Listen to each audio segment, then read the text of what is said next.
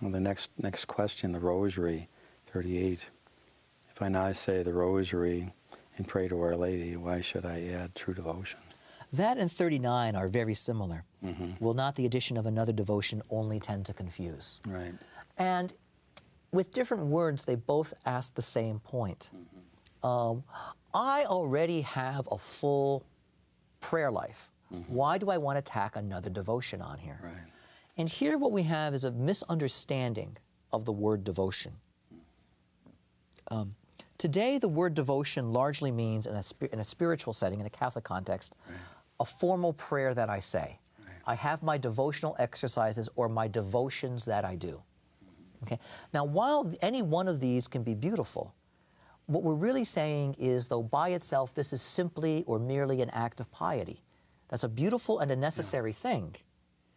But you can see then the danger is in multiplying acts of piety. Right. And really maintaining oneself either cluttered or superficial in one's spiritual life. You lose that interior peace. Exactly. And so if this is, and so that's where questions like this are coming from. And it's an important question because we use the word devotion to Mary. Mm-hmm. And so naturally the association is this is like a First Saturday devotion. This is like a rosary devotion or a scapular devotion or a devotion to St. Michael. And, you know, I look at my prayer book and it's jammed full of holy cards and I'm busy. And if that's all this was, these questions would be entirely correct. But Monfort uses devotion in the sense of 17th century France.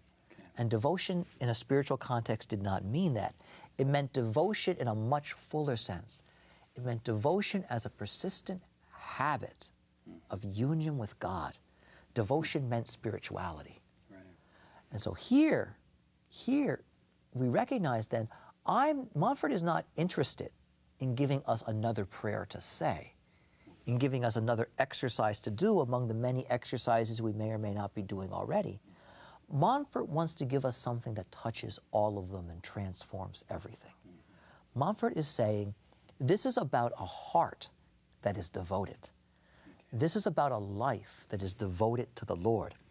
This true devotion to Mary is the devotion of one person to another person with the goal of forming us into Christ. And so he's talking about a persistent and a continual relationship that we work on growing into, Right. on building, and on maintaining.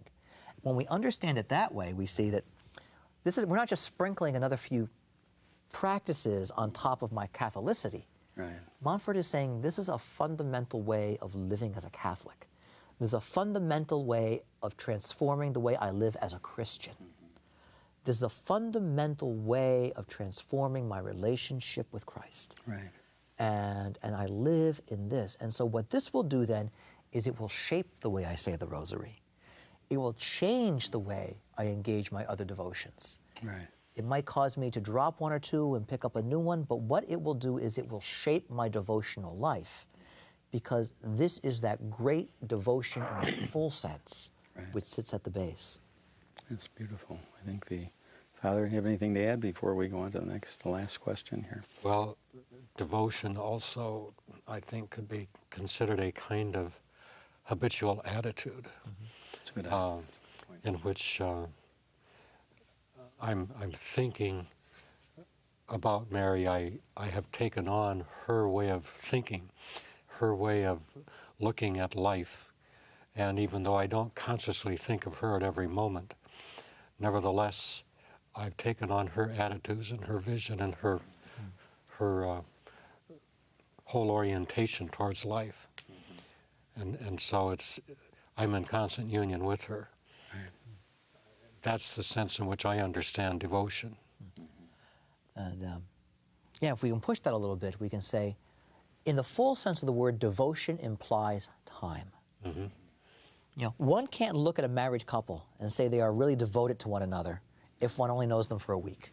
You know, the mark of devotion is fidelity over time. It's very well put. You're right. That time, you grow by carrying the cross together, you grow deeper, and only time can do that. You know? Right. And that's the kind of devotion we're talking about here, this devotedness to the Lord that unfolds over the course of our living. Right, that fidelity. You're not going to, you know what is right, you know what is wrong, and you're faithful. Well, the 40 now, does not the person have to be very holy before he can practice this devotion to Jesus and Mary? And if that's the case, I can leave right now and stop talking. Yeah, the short answer is no. Yeah, there you go, there you go. The short answer is no. But again, let's look at the question a moment, because the question implies something about what it is to be holy that can really be misleading. Yes. Oftentimes, our first association with what holy is a very static concept. You know, holiness is sort of a status or a level that's achieved. And once someone becomes holy, that person is holy.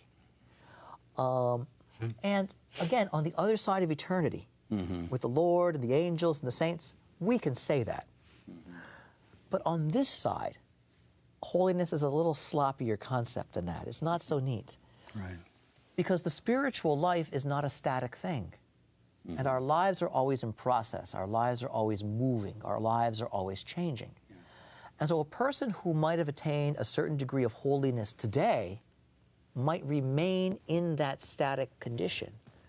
But that's not necessarily maintaining holiness. That might be not growing. So holiness for us, while we live here on earth, is about a movement. It's about the movement, the drawing close of our lives to God. And obviously it has benchmarks as well. Yeah. You know, there is a certain measure of quality that comes with this. But the other characteristic of holiness is movement toward the Lord. And a life that stops moving toward the Lord, even though it may have fewer sins, is arguably less holy than the more sinful life which is in the process of conversion and reorientation, and in a sense is positively drawing close, because one is remaining static and the other is responding. And so the issue here is, first and foremost, do I have to attain a certain quality of life before I can do this? No. No, by no means do you. This is a means of growing in holiness. This is a means of hopefully working to the point where one day we might say, holiness is a characteristic of my life to some small degree. But this is not a precondition. The other thing is to remember that holiness doesn't come from us. Holiness comes from God. And there's a dimension, you know, Paul writes his letter to the Ephesians, he addresses it to the hagioi in Ephesus, the saints. Now, they weren't canonized, they were still alive. Yeah. But he's recognizing that by virtue of our baptism, by that consecration, we are already holy. Not in the same way that the saints and blessed are holy in the way it was manifest and recognizable within them. But there's a holiness about us that's not reducible to anything we do. We have a holiness about us because we have been claimed by Christ and we belong to Him. And that makes us holy. So on the other hand, Monfort will say, well, yes, you have to be baptized. But that's the holiness that's necessary. Right. Next, then, all I have to do is desire to grow in holiness, because that's what this is for. Well, St. Ignatius Loyola was locked up in jail when he came out with this new idea before. They said, sanctify yourself before you start sanctifying others, is what this implies. And he said, no, you sanctify yourself while you're sanctifying others, you know. Right. It's a process. You're sharing, and that's really where we have to be. Take the little we have, share it. By sharing it, we grow in it. We just keep it to ourselves. This devotion is to be shared with our loved ones and others. There is a precondition, though. There is a precondition for this devotion. That's a very basic one. Desire. One has to want to deepen one's unity with the Lord. Right. That is the condition. Right. Father Bernard? Well, holiness, first of all, is sanctifying grace. If we're in grace, then we are holy. And that, of course, will start manifesting itself in a practical way through the habits of the virtues, that we are growing in holiness as we grow in faith, in trust, and hope, and love. And that requires, of course, constant choices. that we're growing in that holiness, but that's nurtured within us by our Blessed Mother. And so holiness is not a precondition for this devotion. It's rather one of the objects of the devotion, so that we can grow in holiness. Our Lady will nurture this growth within us. And that's one reason why, big reason why I go into it. I want her to nurture my growth in all of these things. We've run out of time. It's a good way to end this series. So we just want to thank you for joining us in this journey of a catechesis on true devotion to Mary by St. Louis de Monfort, who I made my consecration on April 28th, his feast day, and Gwen and I did in 1971, and our whole life was changed after that. And it will change your life. It really will. So just go to our website at familyland.org, click on consecration, find out how you can consecrate your family.